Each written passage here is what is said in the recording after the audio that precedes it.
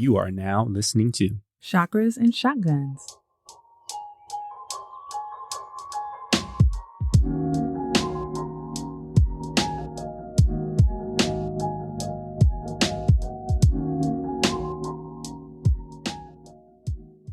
Welcome to Chakras and Shotguns, the podcast that guides you on a journey of spiritual development and personal preparedness. I'm Jen, a former lawyer, a yoga instructor, and a lover of all things human design. And I'm Mik, a marketer, shaman, and prepper. With marijuana recreationally legal in 21 states, more people are using weed than ever. But is there spirituality behind the plant? On today's episode, we're exploring marijuana and how getting high may take you to higher dimensions. Before we get into that, I have to shout out Mik and let the listeners know that he will be back at Riverbank, LA this month on Saturday, July 22nd.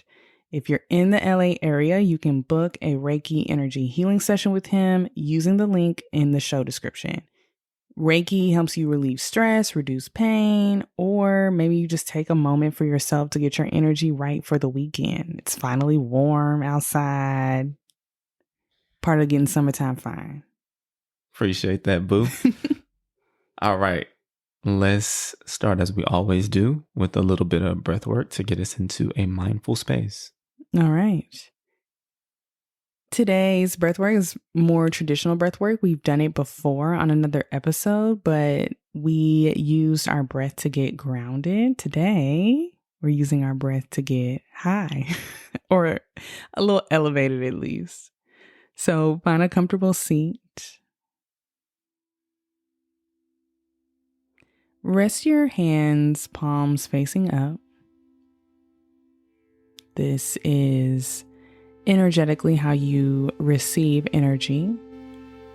Palms facing down would be grounding. But today we're going to face up and start to bring your awareness to your body.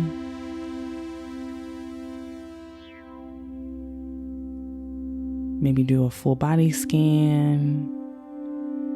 See where you may be still holding a little tension. And just settling into the moment.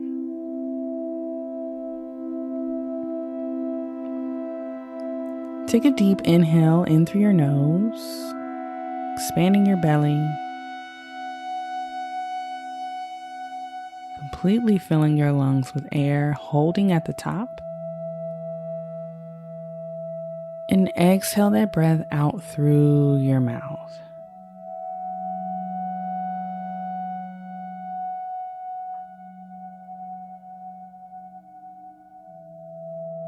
Now that we know what a full breath feels like, inhale in through your nose only a third of your air.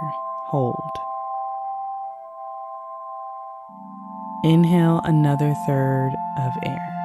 Hold. Inhale that last third of your breath. Hold. And now exhale that full breath completely out of your body. Let's do that again. Inhale 1/3. Hold. Inhale another third. Hold. Inhale the last third. Hold. Exhale that breath completely out of your lungs. Let's do that one more time. Inhale 1/3. Hold. Inhale another third. Hold. Inhale your last third of breath. Hold.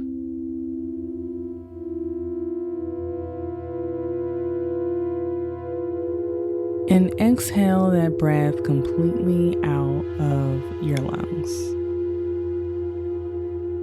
Allow yourself to breathe normally. Maybe noticing any sensations, any buzziness, goosebumps.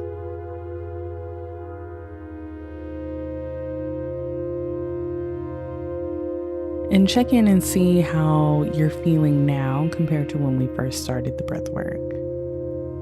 Do you feel a little bit more energized? A little more uplifted? Do you feel yourself sitting up straighter? All of this is just information, just playing around with how our breath can impact us in different ways. All right, let's get into the rest of the show. All right, great job, Jen. Thank you. So let's get into our main topic. We're talking drugs. Hey. What's that song we like? When we have drugs. Shout out to Anderson .Paak. Yeah, love it. So we talking about that ganja, that Mary Jane, that piff. I, with my square self, just put together that old school website where we used to get the mixtapes from, that piff. I did not know that was a weed reference. I did not know that was a weed reference so at pure. all. So innocent. Yeah. All right, we're talking marijuana today. As you guys know, marijuana is fully legal in 21 states and in DC. Actually, I don't know if you guys knew that. I didn't quite know it was that many states. In 23 other states, there's some kind of mix of legal medicinal use or decriminalization. So basically, like the vast majority of the country, I was doing the math right there, 44 states, in some way or another has either fully like legally embraced marijuana or at least eased up on individuals using marijuana. Yeah, and that's also reflective of how many people in the United States, at least, feel about marijuana. So in a poll conducted October 2022 by the Pew Research Center, only 10% of American adults felt that marijuana shouldn't be legal for any purpose, medicinal or recreational, which is a really interesting shift that Mik and I have talked about, because in our lifetime, weed has kind of gone from being lumped in with more hardcore drugs to now you can shop for all kinds of products at a dispensary that honestly, they can rival an Apple store. Like there's edibles, tinctures, Epsom salt, sublinguals. Those are like basically weed Listerine strips that go under your tongue or on your tongue, drinks, bombs. Don't they have something you can put in your coochie too? Yes, you can use a tincture like on a tampon. They have suppositories. Yes. Okay. I thought so. Also, that was like a Chakras and Shotguns first. I don't think we ever said coochie on the podcast. Well, there's a first time for everything. Before we dive too deep into marijuana, some quick definitions, because cannabis and marijuana are often used interchangeably. Cannabis refers to the entire plant and any products derived from it. Cannabis itself contains about 540 chemical substances.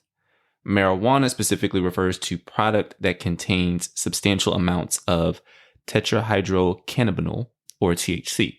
And THC is what gets you high. Look at you sounding it out. Good job. Hooked on phonics, right? The phonics is not hitting like they used to, apparently. That's a whole nother thing, though. Anywho, cannabis was not always the devil's lettuce, which is probably my favorite term for cannabis. Like, you so corny. The devil's lettuce? I feel like Ned Flanders made that up. Okay. In fact, marijuana has a lot of ancient and spiritual uses. So the earliest mention of cannabis can be found in the ancient Hindu text called the Vedas. We've talked about the Vedas multiple times. Was it like a set, like the World Book, where it was like... You on one today. Because like the Vedas, I thought it was like one manual, but it sounded like it was an encyclopedia set. I think it was just like a bunch of ancient texts around the same time, and they kind of collected them and put them together. Okay. Kind of like the Bible, I guess. Okay. Yeah. Actually, that's exactly the Bible. Look at me. The Vedas call cannabis a source of happiness, joy giver, liberator. They felt that cannabis was given to humans to help us attain delight, lose fear, and relieve anxiety. The god Shiva is often associated with cannabis, and according to legend, Shiva wandered off into the fields, had gotten into an argument with his family. He was tired of beefing with them, so he laid down. It was hot outside, and he fell asleep under a leafy plant. And when he awoke, his curiosity led him to sample the leaves of the plant. So he got to chewing on it, I guess. Instantly rejuvenated, Shiva made the plant his favorite food, and he became known as the Lord of Bhang, which are what cannabis leaves are called in India today. Are you tying bong with like the bong that you smoke with? No, I was actually drawing a whole different comparison. Because they talk about how like Sir Isaac Newton laid down underneath the tree, and that's how he like discovered gravity, because the apple hit him in the head, right? And then like when Adam fell asleep in the garden and went to sleep, that's when God took his rib out and created Eve. So like there's this similarity of falling asleep in the wilderness and these things coming to people. So what does that say about how we need to rest in order to... My mind went all the way there. So that's where I was. Rest, connecting with nature. Very important. But let me just... That was an aside. Let me go ahead and bring it back though. I know. You think you me. I know. My mind is going today. So back to bhang and the origins of marijuana in the Hindu texts, right? What's interesting is that India actually in present day has very strict laws against the possession of cannabis, even in like really small amounts. But the leaves are excluded from these rules because the plant is sacred. And as Jen mentioned, consuming those leaves are part of the religion and the culture in India. Now, I was really curious about bhang. And so I was like, let me, do a little research to see what's up with it. How can I get some? How does this work? How strong is it? So I did some research, and basically it's really only consumed during this festival, Holi. Okay. And so what they do is they take a paste out of the leaves and then they blend it into a drink that people have. Right. And now, what they do in India, I didn't see anything in terms of like the exact concentration. What I did see was this blog by this Indian American woman who celebrates Holi in the States. And so she was given her recipe for it. And what she said was that about a fourth cup is 13 milligrams. That's too much for me. A fourth cup. So a full cup. That's too much for me. Walking on the moon. You feel me? So anyway. I kind of want to try something now. So that's when they are having a good time. That's when they throw all the colors, right? Yeah. They said the colors are bright as hell. Let's also talk about how laws are bullshit, because they were like, we don't want anybody getting high, but we know y'all are going to give us it's just going to be too much smoke if we take this away. We take this away. So we're going to exclude it. It makes no sense. But they knew that the people would never agree to that. Yeah. Moving on. In Rastafarianism, a religion developed in Jamaica in the 1930s, they also have a deep relationship with cannabis. Their beliefs are based on a specific interpretation of the Bible, and they believe in one God named Jah. That interpretation of the Bible is part of why cannabis is such a big part of the religion. Coming back to your reference about Adam and Eve, somewhat, Rastafarians believe that the tree of life, like Genesis Garden of Eden tree of life, was the cannabis plant. So they use cannabis as a sacrament, as a way to connect with Jah. It's also used to connect with nature and to meditate. So is that ganja where it comes from? No, ganja is a Hindu word. Got it. So, yeah. We sold that from the Indians. Interesting. There's also the International Church of Cannabis, which is a religious organization in Denver, shout out to the Mile High City, that uses cannabis as a sacrament. Members claim that cannabis helps elevate people to a higher understanding of themselves, and they call themselves elevationists. I just thought about that Travis Scott song, I'm the highest in the room. No? I don't listen to Travis Scott. Okay. H-Town. Yeah. Fun fact, the International Church of Cannabis, their origin date was in 2017 on 4/20. Right on the nose. But the church itself, it sounds kind of cool because they don't really have any strict rules or doctrine. They just ask that people follow the golden rule to treat others how you would want to be treated. I mean, that's cool with me. Is that the golden rule? Yeah. Do unto others as you would have them do unto you. Is that not the same thing? There's like one rule that's like treat people better. That's the remix. Okay. I don't know that one. Okay. So, yeah, I don't know. There is a part of me that's just like, is this just a smoking club? But why not? Why not? I think there's even like a church, and we'll talk about mushrooms in another episode, but there's a church that uses psilocybin mushrooms as part of their religious beliefs in order to essentially get around the prohibition of psilocybin mushrooms. Now, this church was founded in 2017. I think Colorado was allowing you to smoke marijuana back then. So yes. I don't think they were doing the same thing, but I'm sure there have been cases where folks have claimed that drugs are for their religious beliefs in order to allow them, because the Supreme Court ruled that different indigenous tribes can use it because it's part of their religion, different psychedelics. Mm-hmm. And so you've seen other groups take, basically, I don't want to say take advantage, but use that same precedent. Let's put on our lawyer hat. Go ahead. See, you got the law degree, boo. See, that's what I'm looking for. Use that precedent to apply those rules to their facts. Exactly. Yes. Mm-hmm. Also, quick point of correction: ganja is a Sanskrit word. Okay. So, all right. From the Hindu religion, but got it.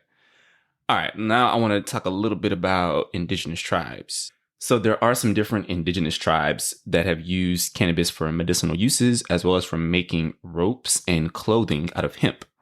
The Cherokee have a legend that cannabis, or what they call Gatun Lati, was brought to the world by the Star People.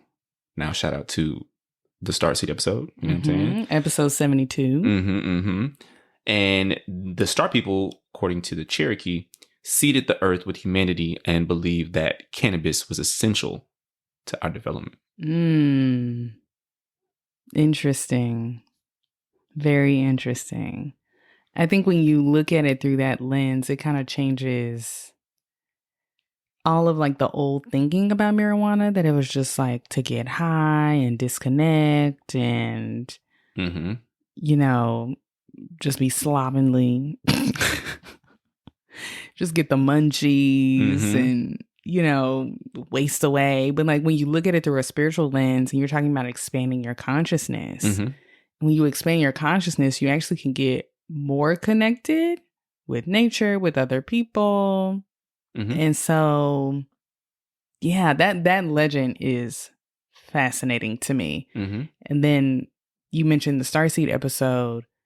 The whole thinking around starseeds is that we are here to specifically do something to further humanity. Raise the consciousness of the entire planet. Raise. I'm the highest in the room.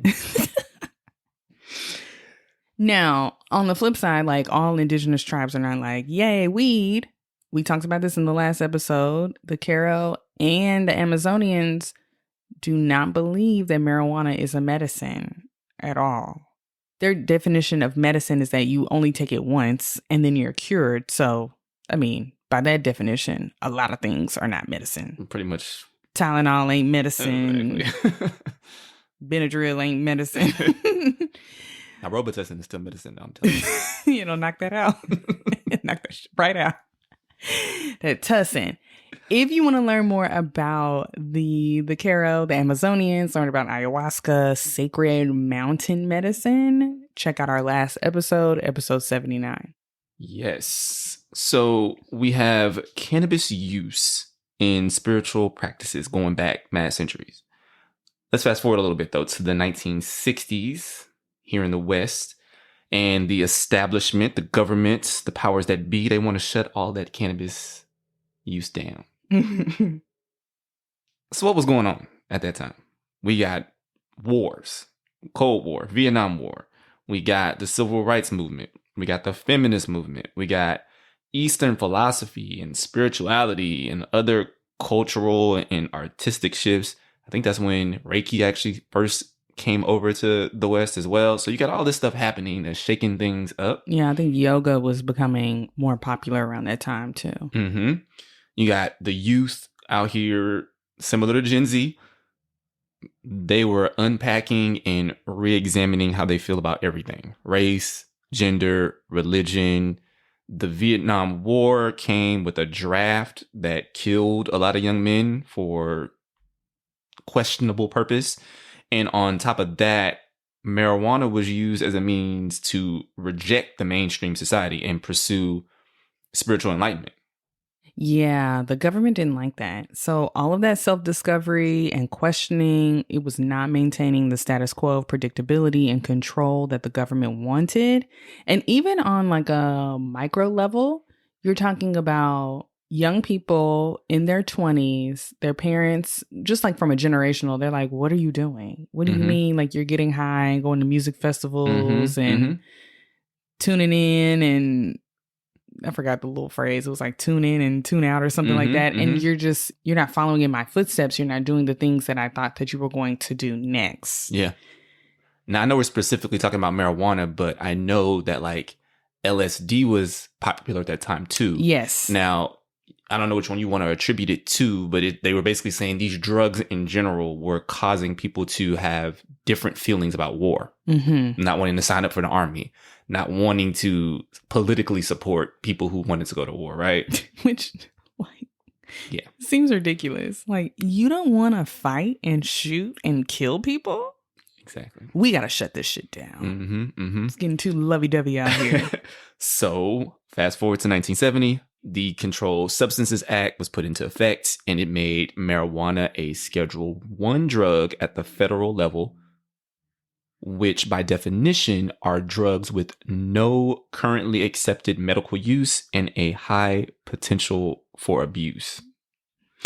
Yeah. Now, we just went through tinctures, bombs, Epsom salt. We know people use marijuana for seizures. Coochie treatment. Okay. Yes. Coochie treatment. So no currently accepted medical use. High potential for abuse. Like you can OD on marijuana, but it's kind of like you just kind of had a bad trip. It's going to be uncomfortable. But like if you OD on alcohol, you have to get your stomach pumps. Like you can die from drinking too much alcohol. Yeah. Okay. But go ahead. Still to this day, as of 2023, marijuana is still a Schedule I drug. Other Schedule I drugs include heroin, ecstasy, LSD, and psychedelic mushrooms. Interesting that 4 out of those 5 are considered psychedelics. Almost like it's in response to what people were getting into at the time. Now, cocaine and meth are Schedule II drugs. Meaning by the federal definition, cocaine and meth have a medical use? Yeah, so there are a couple of drugs that are FDA approved. I mean, like, it's not something you can pick up at CVS, but it's something that is administered in hospitals. And we talked about this in our hustle culture episode, that meth and Ritalin are kissing cousins. They, both amphetamines. And so, yeah, they, they doing things. Yeah. So cocaine and meth are worse than marijuana per federal law. We won't get into decriminalization and all of that, even though we are pro decriminalization of all drugs on this podcast. But not of all. Meth? I don't think you should go to jail. I think if you're addicted to meth, that's a health issue, not a crime issue. Okay, fair. I was like, don't sign me up for that. You say, wait, we did not discuss this. But it feels like ever since 1970, marijuana in particular has been trying to beat the charges and rebrand. And hopefully we have provided enough context about the spiritual practices, how the criminalization of marijuana all went down, that maybe you're rethinking marijuana. Maybe you're thinking about integrating marijuana into your spiritual practices. For those of you who smoke, who may feel like, I smoke marijuana and I don't really feel super spiritual per se, I would suggest that you try edibles. there is something in particular, it's in the science, about how the THC, the thing that gets you high, binds to certain receptors in your brain that's different when you consume it versus when you smoke it. Mm. Now, if you're new to edibles, the number one rule is to go low and go slow. Don't go eating a whole, if the cookie say it's 25 milligrams, don't eat that whole cookie. I don't care how tall you are, how big you are, you had a big meal. Don't eat that whole thing. Let me tell you something. These new edibles, these kids who are having access to their first edibles in this market, it's a whole different ballgame. Because back when I tried edibles for the first time, we didn't know how many the milligrams that was in it. There wasn't no way of really knowing. People just were putting a bag of weed in the dough and mixing it up, and you didn't know what you were getting. So I didn't have a great experience my first time. Yeah, I was talking to a friend of mine last week who works for like CSI, basically. And in states where it's not fully legal, like in California, it's pretty regulated. You have like the very shiny packaging. You know, you're supposed to know what's in it and the dosage. But for people in like Texas, baby, you just gonna have to go with God and just hope. But you have to go low, so you have to be patient, which is not something that we as a culture are very good at. Yeah. No, I also wanted to point out that we spoke in our last episode about marijuana with Cara Lovick, and she was saying how smoking marijuana in particular can lead to delays in your energy field, and how that there's an energetic transmission that happens specifically with the smoke. And having edibles kind of gets you around some of that energetic exchange that happens with the smoke. Especially if you're puff passing with other people. Or like she said, she was just sleeping in a house that happened to like share walls with people who were smoking on the other side of the wall, like in an apartment kind of situation. Yes. And the smoke entered into her apartment, and that caused the delay in her energy field. So something to think about. Basically, COVID protocols for your marijuana consumption. If you are somewhere where you can get the regulated stuff, the lowest dosage is usually like 5 milligrams. Start with 5. That's probably enough. And give it time. You can also play around with fasting prior, or like not having a really heavy meal. Yeah, in our kind of spiritual journey, we have had the opportunity to work with edibles. And I think both of us, we initially were struggling with kind of getting out of our head when we were trying to sit still and really like tap in and connect with spirit. Yeah. And so like the edibles have kind of helped with that. Yeah, I had a really big block on learning and reading tarot at first. I approached tarot as I approach all things. I'm going to learn this. It's a system. I'm going to memorize all the cards. And it wasn't really leaving any room for my intuition. And I was like, what is my intuition anyway? But I think one of the first times we consumed edibles, like with the intention of like spirituality, we were at a retreat in Sedona with Kira Buckley, who was just on the show. And yeah, we actually went on a little bit of a hike, which I know sounds a little dangerous, but it was a mild, like super flat level land hike.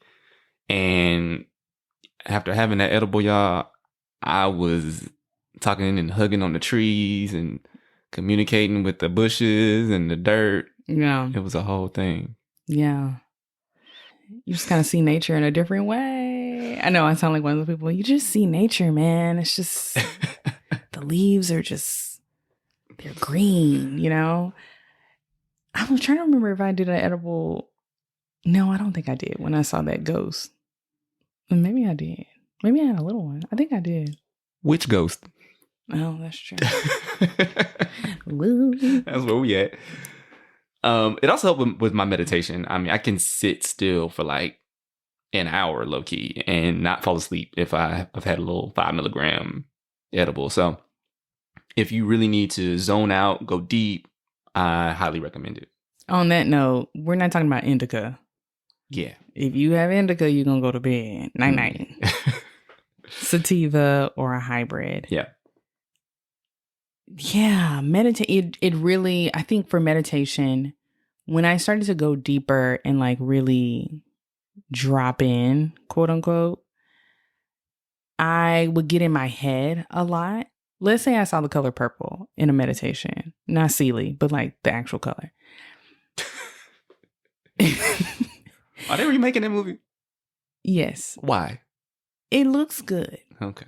Anyways, I think it's a new interpretation. Now I lost my train of thought. I've never seen Color Purple. See, and this is what I would be doing in meditation. This whole exchange. This entire exchange. Touche. But on an edible, I would just be like, let's just watch it go. And before I started getting in my head, it may be saying, okay, purple. Purple is the color of the third eye. What are they trying to tell me? Open up my third eye. I'm in here. I'm meditating. My intuition, I'm trying. Like, what else do you want from me? Okay, they show me a blue car. What does that mean? Blue is the color of protection for me, but where am I going? Am I going somewhere? Is it real travel? Is it in my mind? Like, and I would try and interpret every single thought, image, sound, anything that came up. And I'm trying to use both sides of my brain at once, it felt like. Mm-hmm. So like my rational and my intuitive self. So they're just like, girl, shut up. Listen. And then write it down at the end. And I think I was just able to just be like, okay, whatever comes. And I don't have to interpret it. It doesn't have to mean anything right now in this moment. And that's fine. Mm-hmm. So those are my experiences with the eddies, as we call them. There is a book that I want to read. Maybe I'll check it out at the library. I don't necessarily need to buy it, but you may want to check it out. It's called High Magic, and it's magic with a K at the end, a C and a K. The subtitle is A Guide to Cannabis in Ritual and Mysticism. It's by Philip H. Farber. We'll put all this in the show notes. So the book is it's kind of on the witchier side of things, and it talks about using cannabis for different things, step-by-step instructions, including meditation, scrying, which is like locating things, like if you lost something or lost someone and they're not on Find My iPhone, and chakra activation, protection. So really getting more spiritual use out of the plant itself. So it intrigues me. I don't know if I'll necessarily integrate any of those things. That's why I said I might check it out at the library, but we'll put a link in the show notes as well. I learned about scrying in one of my classes that I take. I take the shamanism class. That's pretty awesome. Scrying is really cool because we should probably do like a little episode or mini episode or something on it. But it's basically looking at pretty much anything. Like you can scry like the popcorn ceiling at your mama house, like you can scry anything. Like it's basically like looking at something and your intuition giving you messages within that. Like some of the earliest form of scrying that we all do is like looking at clouds and seeing shapes and stuff in the clouds. Oh, looking at the popcorn ceiling and scrying something out of that. Yeah. Okay. I thought you were trying to find the popcorn ceiling at your mama house. No. Also, whose mama's getting the stray with the popcorn ceiling? Everybody mama probably had it at one point. Maybe they got a new build now. Maybe they got a new house, empty nest crib now. But back in the 90s, like... I was like, why am I trying to find that rocky ass ceiling? You never looked up, when you laying in your bed, look up at the ceiling and see shapes and stuff in the ceiling? No. Okay. Not me. We had the orange peel at the new house that we had. So, okay. I was scrying some things out of that, though. I appreciate that extra color because I was giving y'all the charmed definition of scrying. Like she had that little necklace and she was like, look at the stuff. But let's wrap this up. What else you got? Smoke weed every day. I don't know. What do you... And on that note, we're going to wrap things up, guys. But before we go, we just want to remind you, if you're in the LA area, to check out an energy healing session with Mik on Saturday, July 22nd. You can get healed by him in person in living color. Book your session using the link in the show notes. And if you're not in LA, I do work remotely. So go to chakrasandchakrams.com. Check it out. And finally, guys, if you're loving the show, please subscribe and give us 5 stars wherever you listen. Namaste.